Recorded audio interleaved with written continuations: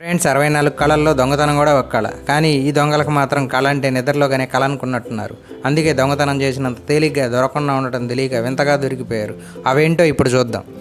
యూపీలోని బిజ్నోర్లో ఇక్కడ ఒక దొంగ ఇంట్లో అంతా దోచుకున్నాక స్టైల్ ముఖ్యం అనుకొని కట్టల కొద్దీ నోట్ల కట్టలు పక్కన పెట్టుకొని ఆ ఇంట్లోని ఫోన్తో రకరకాల సెల్ఫీలు దిగాడు.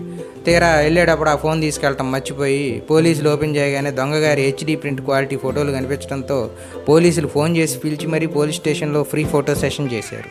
ఇక రెండోది, కర్ణాటకలోని హోస్పేటలో ఒక దొంగ ఇంట్లోకి దూరి వస్తువుల కంటే అక్కడున్న మందు బాటిల్ మీద అతని దృష్టి పడింది.